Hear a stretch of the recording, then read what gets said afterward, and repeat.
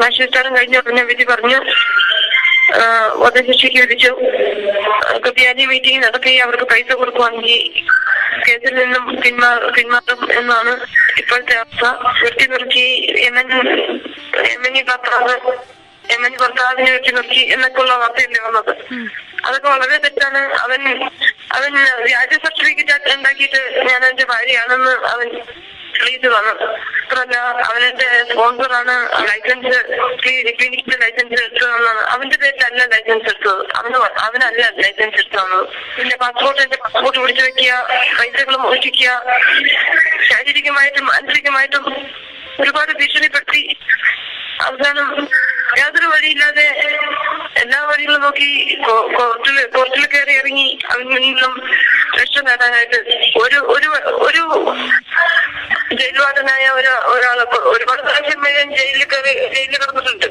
ഞാൻ കേസ് കൊടുത്തതിന്റെ ഭാഗമായിട്ട് ആ സമയത്തൊക്കെ അവിടെ അവന്റെ ജയിലിലെ ഒരു ജയിൽവാദനാണ് എന്നോട് പറഞ്ഞത്. ഞാൻ അയാളോട് സപ്പോർട്ട് ചോദിച്ചപ്പോ എന്തോ ചെയ്യാ, അവനിൽ നിന്നും രക്ഷ നേടാനായിട്ട് എന്ത് ചെയ്യണം എന്ന് അയാളടുത്ത് പറഞ്ഞപ്പോഴത്തേനും അയാളാണ് എനിക്ക് ഈ മാർഗം പറഞ്ഞു തന്നത്. ഇഞ്ചക്ഷൻ കൊടുക്കുക, അതിനെ മയക്കി കിടക്കുക, അതിനുശേഷം അവനെ കൊണ്ട് ദൂര സ്ഥലത്ത് കൊണ്ടുപോയി ബോധം തെളിയുമ്പോഴത്തേനും അവനെ കൊണ്ട് ബലമായിട്ട് ഡൈവേഴ്സ് ഒപ്പിടിക്കുക. എനിക്ക് രക്ഷ നേടുന്ന ഏത് രീതിയിലും എന്തെങ്കിലും കൈകാര്യം ചെയ്യാം എന്നുള്ള ആ ഒരു മാർഗം പറഞ്ഞു തന്നത്. യാതൊരു രക്ഷയില്ല, ആരും എനിക്ക് സപ്പോർട്ട് ചെയ്യുന്നില്ല. അവനിൽ നിന്ന് രക്ഷ നേടാൻ പറ്റാത്തത് കൊണ്ട് ഞാനതിനെ സമ്മതിച്ചു. അങ്ങനെ ഒരു ചാൻസ് കിട്ടിയപ്പം ഇഞ്ചക്ഷൻ കൊടുത്തു. ആദ്യം ലജ്ജനും മയക്കുമരുന്നും ഈ കഞ്ചാവും അങ്ങനെയുള്ള സാധനങ്ങളൊക്കെ എപ്പോഴും യൂസ് ചെയ്യുന്നതുകൊണ്ട് ലൈഫ് അവനെ ഏറ്റില്ല, അവനെ മയക്കിയില്ല. അതിനുശേഷം പിന്നെ കിറ്റാമിൻ എന്ന് പറഞ്ഞ അതിലും കുറച്ച് വീര്യം കൂടിയ മയക്കുമരുന്ന് അവന് കൊടുത്തു. അവൻ മയങ്ങിപ്പോയി. ഞാനും ബെഡിൽ പോയി. അവര് ശ്വാസം നിലച്ചു എന്ന് തോന്നിയപ്പോഴത്തേനും ശേഷം എന്റെ കൂടുതൽ ജോലി ചെയ്യുന്ന നേഴ്സ് വന്ന് ഹെലൻ എന്ന് പറഞ്ഞ നേഴ്സ് വന്നു. അവളെപ്പോഴും ജയിലിലും അവളടുത്ത് പോയി. അവൾ എന്റെ കാലത്തെ റൂമിലാണ് താമസിക്കുന്നത്. അവളുടെ അടുത്ത് പോയി കാര്യങ്ങൾ സംസാരിച്ചു, സംഭവിച്ച കാര്യങ്ങൾ പറഞ്ഞു. അവൾക്കും അറിയാമായിരുന്നു ഈ കാര്യം. ഇനിയിപ്പോ എന്ത് ചെയ്യും, ഇനി എന്ത് ചെയ്യാൻ പറ്റും? അവന് 80 കിലോ ഭാരമുള്ള ശരീരത്തെ എവിടെ കൊണ്ടുപോയി സൂക്ഷിക്കും, എവിടെ കൊണ്ടുപോയി ഒളിപ്പിക്കും എന്ന് അവള് ചിന്തിച്ചിട്ട് അവളാണ് ബാക്കി കാര്യങ്ങളൊക്കെ ചെയ്തത്. ഞാൻ മയക്കുപൊടി കഴിച്ചതിന് ശേഷം എനിക്ക് ബോധമൊന്നുമില്ലായിരുന്നു. അതിനുശേഷം പിന്നെ അവളെ പീസാക്കി ബാഗുകളിലാക്കി ദൂര സ്ഥലത്ത് കൊണ്ടുപോയി ഒളിപ്പിക്കാൻ ഉള്ള സംവിധാനങ്ങള് ഇതെല്ലാം ചെയ്തത് അവളാണ്. അവൾ എന്റെ പുറത്ത് ജയിലിലായിരുന്നു. 3 വർഷമായിട്ട് എന്റെ ഒപ്പം ജയിലിലായിരുന്നു. ഇന്നലെ വിധി പറഞ്ഞപ്പോഴത്തേനും അവൾക്ക് 3 വർഷത്തെ ശിക്ഷയാണ് കൊടുത്തിരിക്കുന്നത്. എനിക്ക് പ്രാപിക്കപ്പെടുന്നതെന്ന് പറഞ്ഞ് 2014 ഡിസംബർ മാസത്തില് ആണ് ആളെ അറിയുന്നത്. അവന്റെ ചേട്ടന്റെ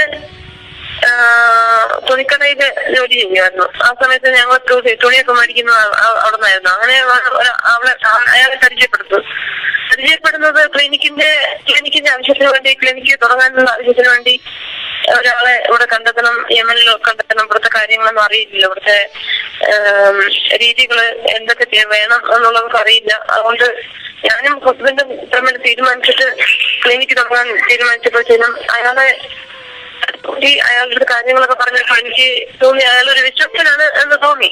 അപ്പൊ എനിക്ക് തുടങ്ങി ആദ്യത്തെ മാസം നല്ല വരുമാനമായിരുന്നു. ക്ലിനിക്കിൽ നല്ല വരുമാനം ഉണ്ടായിരുന്നു. അതിനുശേഷം ആ വരുമാനമൊക്കെ അവന് കണ്ടപ്പോഴത്തേനും അവന്റെ ക്ലിനിക്കിൽ നിന്ന് ഒരു പാർട്ട്ണർഷിപ്പ്, ഒരു ഷെയർ അവന് എന്നോട് ആവശ്യപ്പെട്ടു. അപ്പൊ ഞാൻ പറഞ്ഞു, പൈസ ഒന്നും മുടക്കിയില്ലല്ലോ എനിക്ക് ഷെയർ. ഹസ്ബൻഡ് ഞാനും തീരുമാനിച്ചത് ഇവിടെ ക്ലിനിക്ക് തുടങ്ങിയ ഉടനെ ജോലിയെല്ലാം റെഡി ആയതിനു ശേഷം എല്ലാം കാര്യങ്ങൾ റെഡിയാക്കിയ ശേഷം ഹസ്ബൻഡിനെ കൊച്ചിനെ അതിൽ നിന്ന് യമനിലോട്ട് കൊണ്ടുവരാനായിരുന്നു തീരുമാനം. അവിടുത്തെ അവന് ആദ്യത്തെ മാസത്തെ വരുമാനം കാര്യങ്ങൾ കണ്ടപ്പോഴത്തേന് ഷെയർ വേണമെന്ന് പറഞ്ഞു. അപ്പൊ ഞാൻ പറഞ്ഞു, ഷെയർ കൂടാൻ വേണ്ടിയല്ല ഞാൻ ഹോസ്പിറ്റലിൽ തുടങ്ങാൻ തീരുമാനിച്ചത്. ആരും ഷെയർ കൂടാൻ ഞങ്ങൾക്ക് താല്പര്യമില്ല എന്ന് ഞാൻ പറഞ്ഞു. അപ്പൊ അവൻ ഉടനെ ആ സമയത്ത് എനിക്ക് അറബിയൊന്നും അറിയത്തില്ലല്ലോ, അറബി എഴുതാനും വായിക്കാനൊന്നും അറിയത്തില്ല. അതുകൊണ്ട് അവൻ തന്നെ പേപ്പറിൽ പേപ്പറിൽ എഴുതി എനിക്കൊരു ഷെയർ. പിന്നെ ആ സമയത്ത് അബ്ദുള്ള തീർന്നു, ഞാൻ നേരത്തെ ജോലി ചെയ്ത ഹോസ്പിറ്റലിന്റെ ഉടമ പ്രശ്നം ഉണ്ടാക്കി. വരുമാനവും എന്റെ ഹോസ്പിറ്റലിന്റെ വരുമാനവും പിന്നെ അവിടുത്തെ ഹോസ്പിറ്റലിന്റെ വരുമാനം കുറഞ്ഞു ഞാൻ ഹോസ്പിറ്റലിൽ തുടങ്ങിയതിന് ശേഷം. അപ്പം അയാള് പ്രശ്നം ഉണ്ടാക്കിയതിന് ശേഷം അയാൾക്ക് ഒരു ഷെയർ വേണം, 33% ഷെയർ വേണമെന്ന് പറഞ്ഞു. അപ്പൊ അയാൾക്ക് കൊടുക്കാനുള്ള ഷെയർ അത് കൊടുത്തേ പറ്റൂ, അല്ലെങ്കിൽ ഹോസ്പിറ്റലിൽ തുടങ്ങാൻ അനുവദിക്കില്ല എന്ന് പറഞ്ഞുകൊണ്ട് അത് അയാൾക്കൊരു ഷെയർ കൊടുത്തു.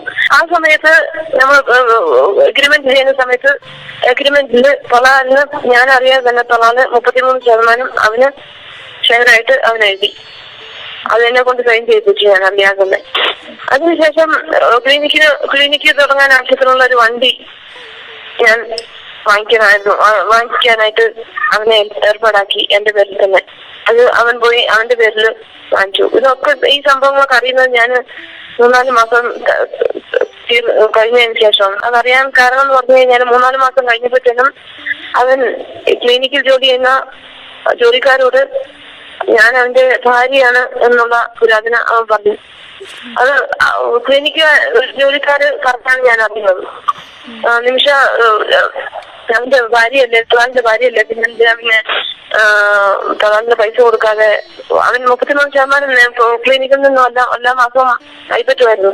അത് ഞാൻ പറഞ്ഞു അവനെന്തിനാ അവൻ കൊടുക്കുന്നേ, അവനെന്തിനാ പൈസ കൊടുക്കുന്നേ എന്ന് പറഞ്ഞപ്പോ നീ അവന്റെ ഭാര്യയല്ലേ, പിന്നെ നീ പ്രശ്നം ഉണ്ടാക്കുന്ന എന്തിനാ, അത് നിന്റെയും പെർസെന്റേജ് സെയിം അല്ലേ, 2 പേരുടെയും എടുക്കാലോ, അത് ഇതിനെന്തിനാ പ്രശ്നം ഉണ്ടാക്കുന്നതെന്ന് പറഞ്ഞു. ഞാൻ പറഞ്ഞു അതെങ്ങനെയാ ഭാര്യ ആവുന്നത്, എങ്ങനെയാ, എനിക്ക് ഭർത്താവും ഒത്തിരി ബാക്കിയുണ്ട്, ഞാൻ നാട്ടിലെ ഇന്ത്യൻ ഭർത്താവിന്റെ ഭാര്യയാണ് ഞാൻ, ഇവിടെ ഭാര്യയും ഭർത്താവൊന്നും അല്ല. അപ്പൊ നിങ്ങള് നാട്ടിൽ പോയ സമയത്ത്, നിങ്ങൾ ഇന്ത്യയിൽ പോയ സമയത്ത് കല്യാണം കഴിച്ചതാണല്ലോ അവൻ പറഞ്ഞത്, തലാൽ പറഞ്ഞത്, അതെല്ലാം സംഭവങ്ങളെല്ലാം തെറ്റാണ് എന്ന് പറഞ്ഞു. അപ്പൊ ഞാൻ പിന്നെ അതിനുശേഷം ഹോട്ടലിൽ തന്നെ തലാലിനെ കണ്ടപ്പോഴത്തേനും തലാലിനോട് ചോദിച്ചു അതെന്തെങ്ങനെ അവര് പറയുന്നത് എന്ന് പറഞ്ഞപ്പോഴത്തേനും അത് ഞാൻ നിനക്ക് നാട്ടുകാരുടെ നിന്ന് എന്തെങ്കിലും ശത്രുതയോ എന്തെങ്കിലും ഭീഷണികളൊന്നും ഉണ്ടാവാതിരിക്കാൻ വേണ്ടി ഞാൻ അങ്ങനെ പറഞ്ഞതാണ്, അങ്ങനെ തന്നെ പറഞ്ഞാൽ മതി, അങ്ങനെ പറഞ്ഞാൽ മതി. ഞാൻ പറഞ്ഞു അങ്ങനെയൊന്നും പറയില്ല എന്ന് പറഞ്ഞു. അത് കഴിഞ്ഞ് ഞാനും അവനും തമ്മിൽ പ്രശ്നം ഉണ്ടായി. ഒരുപാട് പ്രാവശ്യം അടിക്കവും ക്ലിനിക്ക് അടച്ചുപൂട്ടവും ഒരുപാട് ഭീഷണികൾ, ശാരീരികമായിട്ട് ഒരുപാട് ഭീഷണികൾ അവൻ ചെയ്തു. അതിനുശേഷം ഞാൻ ഉടനെ തന്നെ ഒരു ഷെയ്ഖുണ്ട് ഇവിടെ നമ്മുടെ അടുത്തുള്ള ഷെയ്ഖ്, ഞാൻ താമസിക്കുന്ന അടുത്തുള്ള ഷെയ്ഖിന് അവരുടെ വീട്ടിൽ പോയിട്ട് കാര്യങ്ങൾ അവതരിപ്പിച്ചു. എനിക്ക് അവൻ പറയുന്നത് എനിക്ക് അവനിൽ നിന്ന് എന്തെങ്കിലും രക്ഷ കിട്ടണം എന്ന് പറഞ്ഞ് ഞാൻ അവരുടെ അടുത്ത് പോയി പറഞ്ഞപ്പോൾ അവര് എന്നാ ശരി ഞാൻ എന്താന്ന് വെച്ചാൽ ചെയ്യാം എന്ന് പറഞ്ഞു. അത് കഴിഞ്ഞ് തലാലിനെ വിളിച്ചു. തലാൽ അവരോടും പറഞ്ഞു ഞങ്ങള് ഇന്ത്യയിൽ പോയ സമയത്ത് കല്യാണം കഴിച്ചതാണ്, പിന്നെ ഇന്ത്യയിൽ എടുത്ത ഈ ടൂറിസ്റ്റ് കേന്ദ്രങ്ങളിലൊക്കെ പോകുമ്പോൾ നമ്മൾ ഒരുമിച്ച് ഫോട്ടോ എടുക്കില്ല. ആ സമയത്ത് ഫോട്ടോ എടുത്ത് ആ ഫോട്ടോയിലൊക്കെ ആൾക്കാരെ കാണിച്ച് വിശ്വസിപ്പിക്കുക, അവന്റെ വീട്ടുകാരെയും കാണിച്ച് വിശ്വസിപ്പിച്ചു. അതിനുശേഷം പിന്നെ ഇങ്ങനെ ഒരു പ്രശ്നം വന്നതുകൊണ്ട് അവരങ്ങ് വിശ്വസിച്ചു. അവൻ പറയുന്നത് വിശ്വസിച്ചു ഞാൻ പള്ളിയായി അവരുടെ മുന്നിൽ. അതിനുശേഷം അവിടെ നിന്നും ഒരു രക്ഷയില്ലാന്ന് അറിഞ്ഞപ്പോഴത്തേനും പിന്നെ ഞാൻ ജയിലില് ലോക്കൽ പോലീസിനെ വിവരം അറിയിച്ചു. ലോക്കൽ പോലീസിൽ അറസ്റ്റായി. അതിനുശേഷം പോലീസുകാര് അവനോട് മാരേജ് സർട്ടിഫിക്കറ്റ് കാണിക്കാൻ പറഞ്ഞു. മാരേജ് സർട്ടിഫിക്കറ്റ് കാണിച്ചാലേ പുറത്തിറങ്ങാൻ പറ്റുള്ളൂ എന്നുള്ള അവസ്ഥയായി. അപ്പൊ എന്നെയും 2016 28/1/2016 ഞാനിവിടെ ജയിലിലായി. മാരേജ് സർട്ടിഫിക്കറ്റ് അവതരിച്ചാൽ മാത്രമേ പുറത്തിറങ്ങാൻ പറ്റുള്ളൂ എന്നുള്ള രീതിയിൽ. ആ സമയത്ത് ഞാൻ കാര്യങ്ങളെല്ലാം, എനിക്ക് സംഭവിച്ച കാര്യങ്ങളെല്ലാം ഞാൻ പറഞ്ഞു. അപ്പൊ അവൻ ഉടനെ തന്നെ ഒരു കള്ള മാരേജ് സർട്ടിഫിക്കറ്റ് യമനിൽ വെച്ച് കല്യാണം കഴിച്ച മാരേജ് സർട്ടിഫിക്കറ്റ് ജയിലിൽ കോർട്ടിൽ കാണിച്ചിട്ട് എന്നെ അവൻ പുറത്തിറക്കി. എന്നെ അവന്റെ ഭാര്യ ആക്കി കോടതി വിധിച്ചു. ഭാര്യയാണ് എന്ന് വിധിച്ചിട്ടുണ്ടാക്കിയിട്ടാണ് വിധിച്ചത്. അതിന്റെ എന്റെ പേര് പോലും അതിനെന്റെ പേര് പോലും ശരിയായ പേരല്ല, തെറ്റായ പേരാണ്. അവനൊരു മുസ്ലിം പേരൊക്കെ ഉണ്ടാക്കിയിട്ടാണ്, അതായത് ഞാൻ മുസ്ലിമാണ് എന്ന് അവരെ ധരിക്കാൻ വേണ്ടി മുസ്ലിം പേരുണ്ടാക്കിയിട്ടാണ് അവൻ സർട്ടിഫിക്കറ്റ് ഉണ്ടാക്കിയിരിക്കുന്നത്. സർട്ടിഫിക്കറ്റിലുള്ള പേരും പാസ്പോർട്ടിലുള്ള പേരും രണ്ടും രണ്ടാണ്. അതൊക്കെയാണ് സംഭവിച്ച കാര്യങ്ങൾ. അതിനുശേഷം പിന്നെ അവൻ ശാരീരികമായിട്ട് അവന്റെ ഭാര്യയായി അവന്റെ കൂടെ താമസിപ്പിക്കുക. അതിനുശേഷം ഞാൻ അവന്റെ ചേട്ടന്റെ വീട്ടിൽ പോയി കാര്യം അവതരിപ്പിച്ചു. കള്ള സർട്ടിഫിക്കറ്റ് ഉണ്ടാക്കിയാണ്, ഞാൻ സൈൻ ചെയ്തിട്ടില്ല, എനിക്ക് ഭർത്താവും കൊച്ചു നാട്ടിലുണ്ട്, ആ കാര്യങ്ങളൊക്കെ പറഞ്ഞു. ഉടനെ തന്നെ ചേട്ടൻ പോയിട്ട് ഒരു പള്ളിയിലെ നിസ്കരിക്കുന്ന ഒരാളെ കൊണ്ടുവന്നിട്ട് കൈ പിടിച്ച് വിവാഹം ബന്ധം ആ ഒരു രീതിയിൽ ആ ഒരു ചടങ്ങ് നടത്തുമായിരുന്നു. അപ്പോ ഏത് രീതിയിലും ഗവൺമെന്റ് പരമായിട്ടോ അല്ലെങ്കിൽ രാഷ്ട്രീയപരമായിട്ടോ ഒരു രീതിയിലും രക്ഷ എനിക്ക് കിട്ടിയില്ല. പാസ്പോർട്ടാണെങ്കിൽ അവന്റെ കൈവശം, എന്നെ അവന്റെ കൂടെ താമസിപ്പിക്കുകയായിരുന്നു. ആ സമയത്ത് പൈസയുടെ കാര്യങ്ങൾ, എന്റെ പൈസ ക്ലിനിക്കിൽ നിന്നും എല്ലാ വരുമാനം അവൻ കൈപ്പറ്റി. 1 രൂപ പോലും എനിക്ക് ബാക്കിയില്ല. മാത്രമല്ല നാട്ടുകാരുടെ കയ്യിൽ നിന്ന് കടം വാങ്ങിക്കുക, അവരെവരെയും പറ്റിച്ച് പൈസ ഉണ്ടാക്കുക, അതെന്നെ കൊണ്ട് കൊടുപ്പിക്കുക. മാത്രമല്ല അവനും അവന്റെ കൂട്ടുകാരും വീട്ടിൽ കൊണ്ടുവരിക. അവൻ എപ്പോഴും കഞ്ചാവ് വലി, മയക്കുമരുന്ന് അടിമ, അങ്ങനെയുള്ള അവന് ബോധമില്ലാതെ ആൾക്കാരെയൊക്കെ കൂട്ടിക്കൊണ്ടുവന്ന് ഞാനുമായിട്ട് ശാരീരികമായിട്ട് ബന്ധം നടത്താനുള്ള അതെല്ലാം ആവശ്യപ്പെട്ടു എന്നോട്.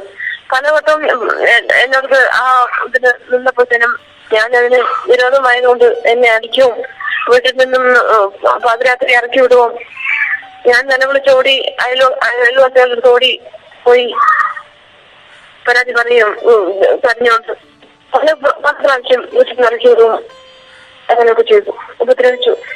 പലവട്ടം ജയിലിലാക്കും. ഉടനെ തന്നെ അവൻ ജാമ്യത്തിലിറങ്ങും, എന്റെ അടുത്ത് വരും, എന്നെ ഉപദ്രവിക്കും. അങ്ങനെയൊക്കെ ആയിട്ട് എനിക്ക് യാതൊരു രക്ഷയില്ലാത്തതുകൊണ്ടാണ് ഞാൻ ഇങ്ങനെ ആ ജയിൽ വാർഡനുമായിട്ട് സംസാരിച്ചപ്പോ ഇങ്ങനെ ഒരു കാര്യത്തിലേക്ക് ഞാൻ